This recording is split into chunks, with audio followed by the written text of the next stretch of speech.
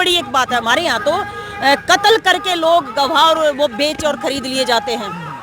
क्या ये सबको मालूम है।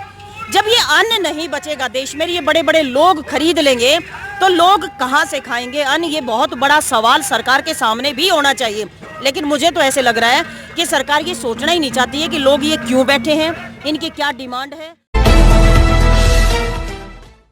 नमस्कार, मैं हूं अजय भारद्वाज और आप इसमें ग्राउंड मीडिया देख रहे हैं। तमाम तस्वीरें किसान आंदोलन से जुड़ी हर खबर आप सभी के सामने लेकर के आने लग रहे हैं। भाई खटखट टोल प्लाजा के ऊपर हमारी टीम पहुंचे हुए। पूरे हरियाणा के अंदर खटखट टोल प्लाजा पूरा प्रसिद्ध है। डॉक्टर संतोष जैया जो महिला खाप की राष्ट्रीय अध्यक्ष है यहाँ पर पहुंची है। सबसे पहले तो राम राम जी।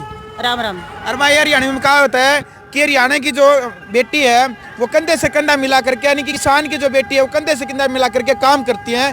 भाई आंदोलन में भी महिलाएं भागीदारी पूरी की पूरी दे रही है। हाँ बिल्कुल बिल्कुल। अपने यहाँ तो महिलाएं किसानी करती हैं, तो क्यों ना भागीदारी देंगी। बिल्कुल। क्या कहना चाहेंगे जी, क्योंकि 100 दिन होने वाले हैं आंदोलन को, आप भी खटखट टोल प्लाजा के ऊपर पहुंची है, हर बॉर्डर के ऊपर आप पहुंच रही है, मनोबल बढ़ा रही है किसानों का, खुद साथ में आप नेतृत्व कर रही है। क्या कहना चाहेंगे, मोदी सरकार अभी तक झुकने का नाम नहीं ले रही है? देखिए ये बड़ा दुखद है। सबसे पहले तो मैं ये कहूंगी कि बहुत दुखद है, इतने समय से किसान बैठा है और सरकार के कान पर जूं तक नहीं रेंग रही है। अगर एक क्रिकेटर को जरा सा कुछ होता है तो वहाँ पता लेने के लिए माननीय प्रधानमंत्री जी जाते हैं, लेकिन यहाँ 200 से 250 किसान शहीद हो चुके हैं, उनके लिए एक शब्द भी वहाँ से नहीं निकला, तो सच में दुर्भाग्यपूर्ण है। क्योंकि देश तो मैं ये मानती हूँ किसानों का है। केवल जय जवान जय किसान का नारा नहीं है, जय जवान और जय किसान से ही देश है। अगर इनका अस्तित्व खत्म होता है तो देश का अस्तित्व खत्म हो जाएगा। क्या लगता है, बीजेपी के नेता बार बार एक बात कर रहे हैं कि बस कुछ ही दिनों के बाद बॉर्डर भी खाली हो जाएगा, होली तक किसान उठ ही जाएंगे? देखिए किसान अब डट के बैठ गया है, ये सरकार को सोचना चाहिए। किसान कोई मजे लेने के लिए वहाँ नहीं बैठा है। 200 से 250 लोग मर चुके हैं। किसी का एक बेटा था वही शहीद हो गया, किसी के घर में एक ही पुरुष था वही शहीद हो गया। उसके बावजूद किसान वहाँ डटकर बैठे हुए हैं। माइनस टेम्परेचर वहाँ भी किसान बैठा रहा। बच्चे, छोटे छोटे बच्चों को लेकर वहाँ महिलाएं बैठी हुई है। सरकार को सोचना चाहिए, ये किसान आर पार की लड़ाई के मूड में है और सरकार को ये सोचना पड़ेगा कि आज किसान अपनी जो डिमांड रखे हुए हैं उनके ऊपर सरकार को एक बार निर्णय दोबारा बदलना पड़ेगा और किसान अब वापस वहां से नहीं आएगा। ये किसान निर्णय ले चुका है और किसान किसी भी सूरत में वहां से उठने के लिए तैयार नहीं है। उन्होंने कीले गाड़ी, उन्होंने रास्ते रोके, पानी की बौछार, सब कुछ किया, लेकिन उसके बावजूद किसान नहीं उठा। तो क्या सरकार की जिम्मेदारी नहीं बनती कि किसानों से बात करें? क्योंकि सरकार कौन है? सरकार लोगों के द्वारा बनाई हुई है। कोई पैदाइशी यहाँ राजा नहीं है कि मेरा तो बाप दादा राजा था तो मैं राजा बन गया, वो नहीं है। हमारे यहाँ लोकतांत्रिक व्यवस्था है। इस लोकतंत्र में राजा सबसे ऊपर होता है और प्रजा का दुख अगर दिख रहा है तो क्या उस राजा को नहीं सोचना चाहिए कि हमारी प्रजा कितनी दुखी है? बिल्कुल। कहते हैं ना कि प्रजा के द्वारा बनाया गया तंत्र, उसी को प्रजातंत्र कहते हैं। बिल्कुल। और प्रजा अगर दुखी है, प्रजा अगर बार बार डिमांड कर रही है कि इन कानून के ऊपर निर्णय लो, बदलो निर्णय, तो सरकार के ऊपर ये निर्णय बदलना चाहिए था अब से पहले। और इसमें एक सीधी सी बात है, मैं तो एक बात कहना चाहती हूँ, ये कह रहे हैं कॉन्ट्रैक्ट कर लो।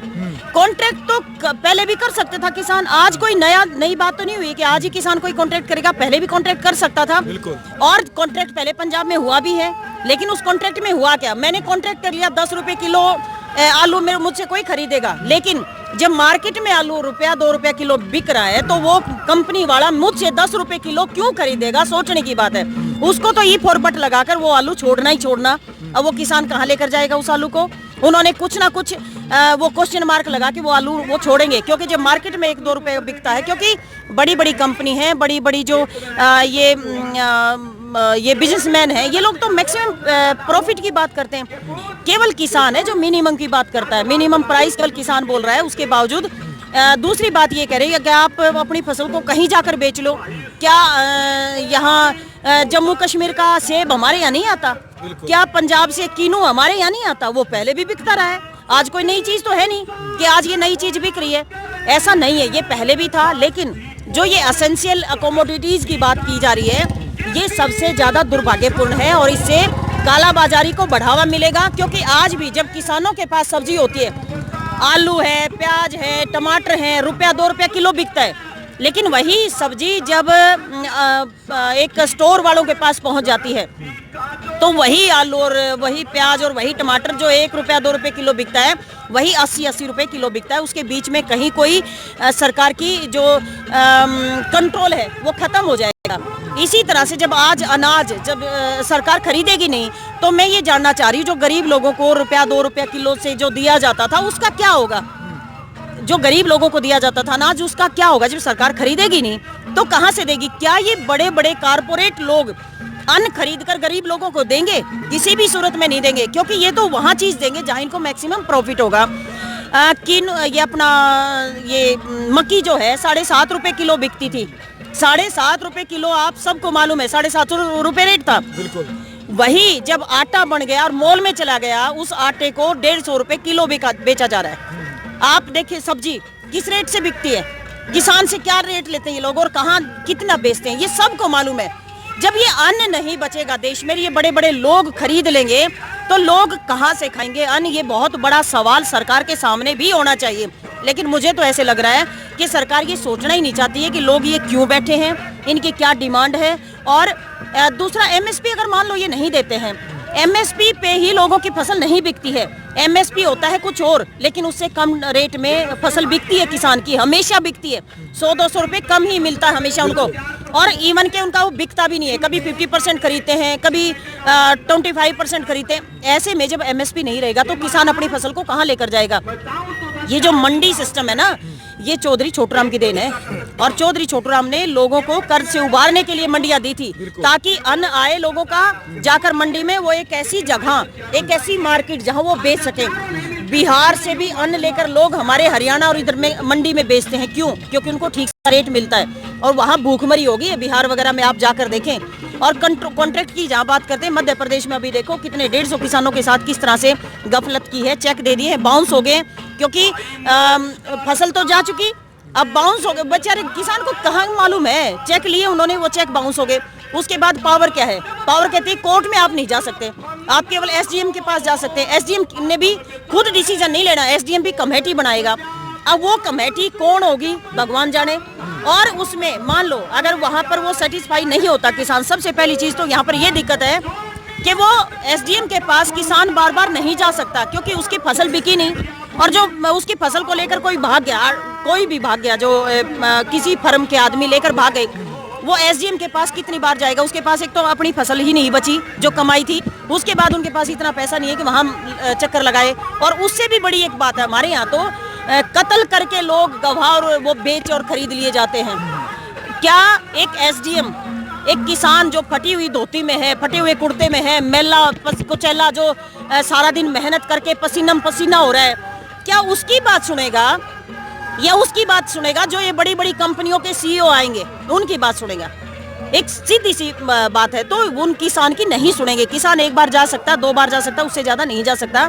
सरकार को अपने निर्णय बदलना चाहिए, क्योंकि देश हित में जब मैं एक और चीज़ बताना चाहती हूँ, जब हम आज़ाद नहीं थे उससे पहले भूखमरी से बहुत लोग हमारे मरे हैं।